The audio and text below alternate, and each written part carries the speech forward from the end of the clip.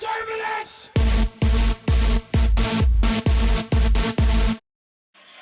Thank you all for being here.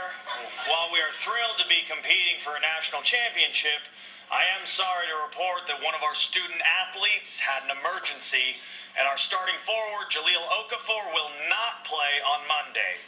What? Is he hurt? Is he sick? Did he tear an ACL? No, he has a big biology test on Tuesday. Real big. It's a tough break, but what are you gonna do? Wait, you're going to keep him out of the national championship game because of a biology test? Of course I am. Guys, these are student athletes. Students. If they only came to college to play basketball, then we'd all look pretty silly. This is no laughing matter. Big-time sports are entrenched in higher education and have become the public face of the university. Colleges struggle to balance how much the athletic programs define the university. In sum, the quest for athletic success has compelled universities to compromise their academic integrity. More importantly, college athletes don't receive the educational opportunity they were promised. There are many factors that impact their ability to be successful academically. The term student athlete was invented in 1950 by the NCAA. This signature term remains intentionally ambiguous. Are they students who play sports, or are they athletes attending school? I think student athlete means just that you do both and you do both really well. But the student part is first for a reason.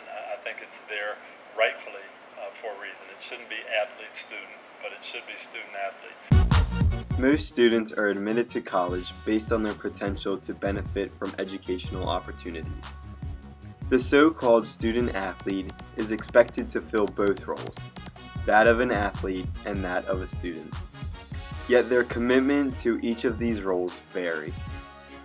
At the Division I level, especially in the high revenue generating sports, student athletes are admitted for their potential to provide benefits for the institutions. Influential critics of college athletics, Schulman and Bowen, authors of The Game of Life, conducted years of research across a total of 30 universities, including Duke, Penn State, and Notre Dame, 4 Ivy League universities, and 14 Division III colleges.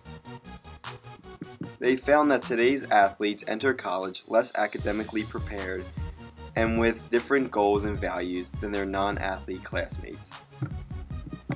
Great question. I really appreciate that question. No, I don't think college athletes are given enough time to really take advantage of the free education that they're given. And it's frustrating because a lot of people say, get upset with student athletes and say that they're not focused on school and they're not taking advantage of the opportunity they're given. I would love for a regular student to have a student athlete schedule. It's not unusual for a college to receive 10 applications for every place in an entering class. Universities have difficulty making selections because there are so many outstanding candidates. Schools take a chance on certain students.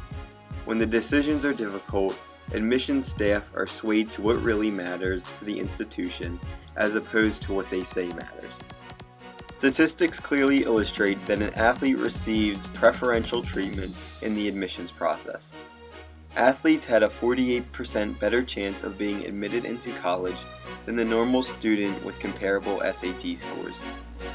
Athletes' average SAT scores are about 200 points lower than those of non-athletes. Men's basketball players are admitted and given full scholarships almost entirely because of their athletic abilities. At Cal Berkeley, athletes were 43 times more likely to gain special admissions than non-athletes. It is unfair to put an athlete with an ACT score of 16 in a class with a student who scored a 32 and expect the student athlete to succeed. Once in the classroom, other factors impede academic success. To start off, many star performers have weak credentials and they develop chronic classroom issues that continue to follow them throughout their fake education and academic career. Struggling student athletes underperform compared to their non-athletic counterparts. Highly visible athletes tend to lack motivation in the classroom because of the long hours devoted to the demands of their sport. Athletes admit they spend more than 40 hours per week during a season on their sport. Who's likely to get more schooling? Who's likely to get less schooling? College classes. They are intense. They are demanding. The most effective thing you can do for learning is to go to class. Skipping class is just flat out asking for problems. For the college athlete, sports has a direct conflict with class. The athlete has to miss class. Sometimes for games, other times because of injury. Gibbons is blasted. Well, there was no attendance. You know, I got a class, I'm getting credited 3 hours, and I never have to go. The NCAA academic reform was designed to open access to higher education for more athletes and to punish coaches and institutions for failing at academics. The goal was to enforce standards, to measure educational performance, to retain eligibility, and to make reasonable progress toward degree completion. Instead, maintaining the eligibility of underprepared athletes has ushered in a number of high-profile academic fraud cases. From a coach's perspective, the major task is to win, but the second and equally pressing task is to maintain the eligibility of players. In other words, it is the college's challenge to keep them eligible. It's not about educating. Student athletes have plenty of academic support services. However, these services sometimes evolve into breaches of academic integrity. Our advisors, their job isn't necessarily to make Deontay Williams a better person, a smarter person. Their job necessarily is to make sure that I'm eligible to play. And to keep these athletes eligible, we had to do something. And so we cheated. Everyone else is doing it. That's what I'm told time and time again. Many student athletes choose the path of least resistance in less competitive majors so they can maintain their eligibility. Couldn't write a paper. They couldn't write a paragraph. They couldn't write a sentence yet. Some of these students could read maybe at a second or third grade level, but really that's, for an adult, that is considered illiterate. I became aware of this paper class system that students were taking classes that didn't really exist. They were called independent studies at that time, and they just had to write a paper.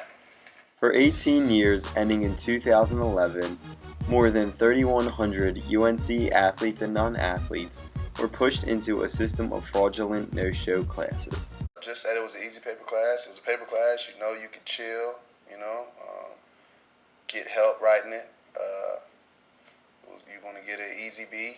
If you had a reading level of third grade and you took a lot of these classes and you passed and you graduated, couldn't be too hard, Another common practice is where academic and athletic staff funnels athletes into athlete-friendly majors and classes, ultimately keeping the students eligible for play. From the first day I stepped foot on campus, I had a schedule. Class schedule. And you didn't pick those classes? No, sir. The athletic department picked those classes? Yes, sir. Multiple athletes from one team are academically clustered into the same majors in general studies or classes for simplicity and flexibility. He says he was told to take courses in one specific major for one specific reason. So somebody in the athletic department said, Brian, you're going to major in African American studies? Correct. Did they ever say flat out, we want you to study these courses because they're easier? Yes, they did. What do they say? To stay on course of graduation, you would need to take these courses. Many athletes do not attend college to learn, but rather hope to use their collegiate competitive athletic experience to land positions on professional sports teams. Unfortunately, student athletes lack the amount of professional experience their peers have coming out of college. They also have less knowledge about their chosen fields. I feel let down and disappointed that something like this could take place. I feel, angry at myself for allowing it, for having these blinders on. Sports are short-lived, but education is lifelong. The mighty achievement of the scholarship will recede deep into the background, and they will move forward into the world as former athletes despite the fact that the gap between college sports and the mission of higher education remains. I care because I can still see the faces of all the athletes that I worked with that we cheated out of what we promised them, a real education.